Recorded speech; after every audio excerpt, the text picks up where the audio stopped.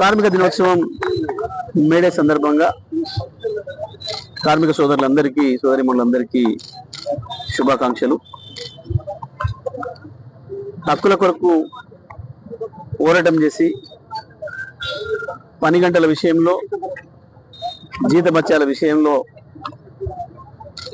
జరుగుతున్న అన్యాయాన్ని సమ్మెను కూడా మా హక్కుగా గుర్తించాలని చెప్పి ప్రపంచ కార్మికులు చేసిన పోరాటం విజయవంతమై జరిగిన కాల్పుల్లో కొంతమంది బలి అయినప్పటికీ కూడా హక్కుల్ని సాధించుకొని ప్రపంచ కార్మిక వర్గానికి ఒక వెలుగునిచ్చిన సందర్భం మేడే. ఆ మేడే స్ఫూర్తితోని ఎక్కడికక్కడ ప్రపంచవ్యాప్తంగా దేశవ్యాప్తంగా అది ఎటువంటి పని అయినా సరే తన శరీర కష్టంతో పనిచేసే ఈ దేశం, ఈ రాష్ట్రం, ఈ దేశం ప్రపంచాన్ని నిర్మాణం చేస్తున్న కార్మికులందరికీ కూడా ఈ మే 1 అనేది ఒక పండగ లాంటిది, మర్చిపోని దినం. మరి ఈ మేడే సందర్భంగా అందరికి కూడా మరొకసారి శుభాకాంక్షలు తెలియజేస్తా ఉన్నాను. రేవంత్ రెడ్డి గారి గురించి మాట్లాడాలంటే పాపం కేసీఆర్ మాట్లాడితే రేవంత్ రెడ్డికి భయమే, కేసీఆర్ మాట్లాడకపోతే భయమే. కేసీఆర్ గారు వాస్తవానికి ఈ రాష్ట్ర ప్రభుత్వం సంవత్సరాల కాలంగా చేసిన పనిని చేస్తామని చెప్పి చేయని విషయాన్ని ప్రజల్ని అడిగి, లక్షలాది మంది ప్రజల్ని అడిగి వాళ్ళతోనే అనిపించారు. ఏమో నేను అనుకుంటుంది నిజమా కాదా, మా పార్టీ భావిస్తుంది నిజమా కాదా అని చెప్పి వచ్చిన లక్షలాది మంది ప్రజల్ని ప్రశ్నిస్తే వాళ్ళే చెప్పారు రేవంత్ రెడ్డి ప్రభుత్వ పని విధానం ఏందో. ఇక్కడ రేవంత్ రెడ్డి సమస్య కాదు, మాకు కాంగ్రెస్ ప్రభుత్వ పని విధానం. పాపం దాంట్లో రేవంత్ రెడ్డి అనుకుంటున్నాడంటే ఆయన నేను ఒక్కరి పేరే మాట్లాడాలి, ఎక్కడైనా కాంగ్రెస్ పార్టీ పేరు మాట్లాడొద్దు అనేది ఆయన దుగ్ధ. కేసీఆర్ కాంగ్రెస్ పైన విమర్శ చేసిండు, ఎందుకంటే మేనిఫెస్టో ఇచ్చింది కాంగ్రెస్ పార్టీ. కాంగ్రెస్ పార్టీ ఒక మేనిఫెస్టో కమిటీ వేసి ఆ కమిటీతో మేనిఫెస్టో తయారు చేసి వేయించింది ఆల్ ఇండియా కాంగ్రెస్. ఇక్కడికి వచ్చి హామీలు ఇచ్చింది ఆల్ ఇండియా కాంగ్రెస్. సోనియా గాంధీ, రాహుల్ గాంధీలను చూసి ఓట్లు వేసింది తప్ప ఇక్కడ రేవంత్ రెడ్డిని చూసి ఓట్లు వేయలే. కాబట్టి రేవంత్ రెడ్డి ఇక్కడ సమస్యనే కాదు. తాత్కాలికంగా వాళ్ళు ముఖ్యమంత్రిని పెట్టుకున్నారు, ఆయన ఎప్పటికుంటాడని ఏం లేదు కాంగ్రెస్ పార్టీలో. కానీ పాపం ఆయనకుంది బాధ, ఒక్క మాట కేసీఆర్ నోటి నుంచి నా పేరు రాకపోయే అని. కేసీఆర్ దానికి ఎందుకు నీ పేరు? మీ పార్టీ ఎమ్మెల్యేలు, మంత్రులు, మామూలు సాధారణమైన వాళ్ళే గుర్తించే పరిస్థితుల్లో లేరు, గుర్తుపెట్టుకునే పరిస్థితులు లేదు.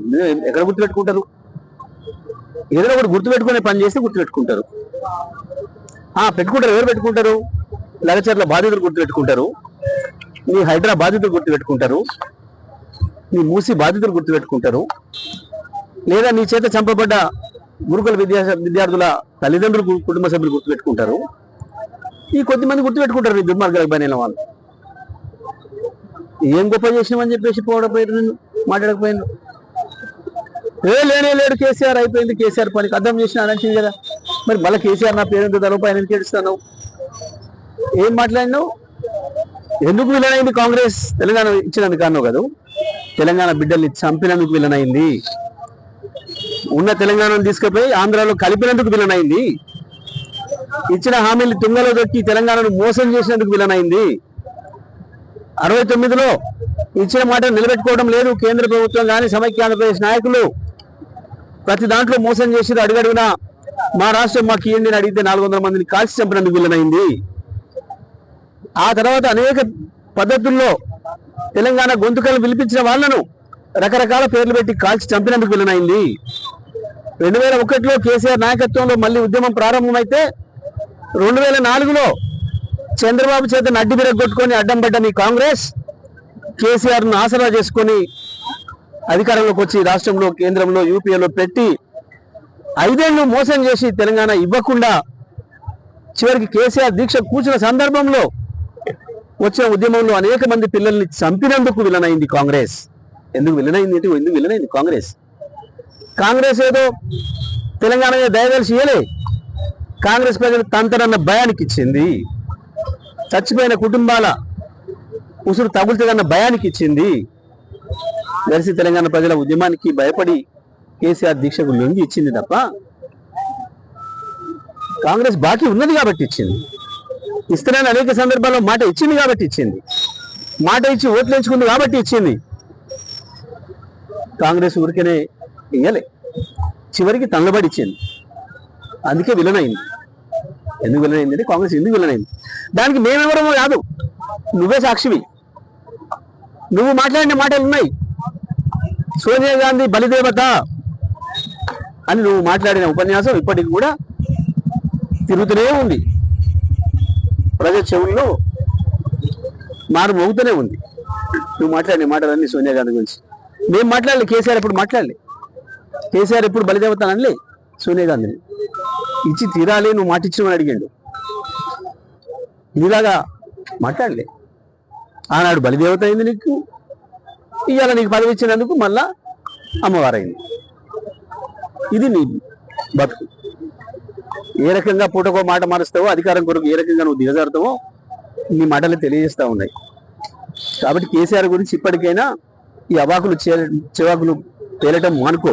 ఎందుకు కేసీఆర్ ఫామ్ హౌస్లు ఉన్నా భయపడుతున్నాడు? నీ 10 ఏళ్ళు నువ్వే రాసి పెట్టుకుంటే అయిపోయాయి. నువ్వు కేసీఆర్ గురించి ఎందుకు మాట్లాడాలి, కేటీఆర్ గురించి ఎందుకు మాట్లాడాలి, ఇంకొకరి గురించి ఎందుకు మాట్లాడాలి? రాసే పెట్టుకుంటే 10 ఏళ్ళు నీదే అని రాసి పెట్టుకుంటాడు. మళ్ళీ మాట్లాడుతున్నావు, మళ్ళీ భయపడుతున్నావు. గదే అర్థమవుతుంది. 10 ఏళ్ళు కాదు, ఇవాళ రేపు పుట్టదో పీకుతుందో ఆ పదవి. గది గుర్తొచ్చి బాధపడుకుంటా ఎందుకు ఈ చిల్లర మాటలు, చిల్లర వేషాలు? ఏదైనా విమర్శలు తెలుసుకుంటే చెయ్యి. కేసీఆర్ నీ మీద ఏం విమర్శలు చేసిండో, నీ పార్టీ మీద ఏం విమర్శలు చేసిండో దానికి సమాధానం చెప్పు. కేసీఆర్ అడుగుతుంటే ప్రజలు ఏ రకంగా చప్పట్లు కొట్టినో, ఏ రకంగా మద్దతు ఇచ్చిందో చెప్పు. కేసీఆర్ అడిగింది నిజం కాదా? రుణమాఫీ కాలేదు నిజం కాదా? 49,500 కోట్లు అని చెప్పింది నువ్వు, నీ మంత్రి. ఇచ్చింది 12,000 కోట్లు, పావులు తీయలే నిజం కాదా? రైతు బంధు ఇవ్వలే నిజం కాదా? ఇక్కడ మీకు ఎంతమందికి వచ్చింది? ఇక్కడ ఉన్న వాళ్ళకి నిజం కాదా ఎగ్గొట్టింది? బోనస్ బోగస్ చేసినావు. ఇప్పటి వరకు బోనస్ పేరు మీద ఎన్ని పైసలు ఇచ్చినావో చెప్పలే రైతులకు నిజం కాదా? కేసీఆర్ 1 లక్ష ఇస్తుండే నేను తులం బంగారం ఇస్తా అన్నావు. తులం బంగారం కాదు కదా, గ్రాము కూడా ఇవ్వలే ఇప్పుడు ఎవరికి నిజం కాదా? ప్రతి మహిళకి 2,500 ఇస్తా అన్నావు, ఇవ్వలేదు నిజం కాదా? ప్రతి ఆటో కార్మికుడికి 12,000 రూపాయల సంవత్సరానికి ఇస్తా అన్నావు, ఇవ్వలే నిజం కాదా? ప్రతి ఉపాధి హామీ కార్మికుడికి 12,000 రూపాయలు ఇస్తా అన్నావు, నెలకు 1,000 రూపాయలు ఇస్తా అన్నావు, ఇవ్వలే 1 రూపాయి నిజం కాదా? ఏదబద్ధం కేసీఆర్ అడిగిన ప్రశ్న? అక్షరం నిజమే కదా, అన్ని అక్షరాలు సత్యమే కదా. కాదని మేము మాట్లాడకుండా 10 ఏళ్ళు నేనే ఉంటా, ఇంకా కేసీఆర్ రానే రాడు. మరి ఎందుకు ఆడుకో మంచిది కాబట్టి ఇక్కడ నువ్వు రోడ్ల మీద లైసెన్లు ఆడుకోపోయి. ఈ తెలియలేని మాటలు, ఈ భయం నుంచి లోపల ఏడబిత్తులో నన్ను అన్న భయం నుంచి వస్తున్నట్టున్నాయి. ఇప్పటికైనా కేసీఆర్ మీద అవాకులు చివాకులు పేలడం మానుకుంటే మంచిది. రేవంత్ రెడ్డి కావచ్చు, కాంగ్రెస్ నాయకులు ఎవరైనా కావచ్చు. ఉత్తమ్ కుమార్ కు ఏమొస్తుందో ఏం రాదో అర్థం కాదు. ఆయనకి ఇచ్చిన 2 శాఖలలో విఫలమైండు. ఇప్పటి వరకు సివిల్ సప్లైస్ మంత్రిగా ఒక్క కారు కూడా లెక్క చెప్పలే. మొదలొచ్చిన యాసింగ్లో ఎంత పంట కొన్నాడు, ఎన్ని పైసలు ఇచ్చిండు, ఎంత బోనస్ ఇచ్చిండు చెప్పలే ఇప్పుడు లెక్క అడిగితే. మొన్న మానకాలం ఎంత కొన్నాడు, ఎన్ని పైసలు రైతులకు వచ్చినాయి బోనస్ రూపంలో చెప్పలే. ఈ యాసంగి మొదలు పెట్టినాం, ఇంకా కళ్ళాలు మొదలు పెడుతున్నా అంటుండే, అయిపోయింది సగం పైన. ఆయన సొంత నియోజకవర్గంలో అయితే 0, ఏమీ లేదు. ఎంత కొన్నాడో చెప్తలే, గా లెక్కలు తెలుస్తలే. కాళేశ్వరం మీద పాడింది పాడరా అని ఏదో ఉంది, అది సామెత పని లెక్క. ఒకటే పట్టుకున్న ఎన్డీఎస్సీ అని ముండేసే ఏమేసే అదో ఎన్డీఏ రిపోర్ట్ మేము ఎన్నడూ చెప్పినాం. ఒక దాని మీద 3 సార్లు నివేదికుంటారా? ఏమైంది? ఈ సభ జరుగుతుంది, కేసీఆర్ సభ జరుగుతుంది, ప్రజలు తండోపతండాలు కదులుతున్నారు. ఈ టైంలో మళ్ళొకటి డైవర్ట్ చేసే పని, ఏదో పనికిమాలిన చర్చ ముందుకు తెద్దామని చెప్పి మీరు పథకం ప్రకారం చర్చ తెచ్చే ప్రయత్నం చేసిర్రు. తుస్సుమన్నది అది. హాజరైన లక్షలాది మంది ప్రజల ముందట, చూసిన కోట్లాది మంది ప్రజల ముందట నీ రాహుల్ గాంధీని తీసుకొచ్చుకున్న సభ తుస్సుమన్నది. ఎవడు పట్టించుకోలే, రాహుల్ గాంధీ వచ్చిపోతే ఇంటి పక్క కూడా పట్టించుకోలే, ఆడికొచ్చిండు ఏం చెప్పిపోయిండు అనేది ఎవడిలే. ఆ హైటెక్ సిటీలు అనేది పెట్టారు, అందులో పనిచేసే పిల్లలకు కూడా తెలియదు ఆయన వచ్చిపోయిన సంగతి. గట్ల ఉంది మీ పరిస్థితి, మీ నాయకుడు గొప్పతనం గట్ల ఉంది. గవి చేతగాక ఏందో ఎండిఏసే బొంగులేసే ఏందో ఏందో ఉందట దాంట్లో, దాంతో ఏందో పీకుతాడట. ఏంది ఆయన చేసేది దాంతో? ఏముంది అందులో? పెట్టు, అసలు నువ్వు పెడతాను పెట్టి చర్చ చూద్దాం, ఎవరి బతికి ఉందో తెలుస్తుంది.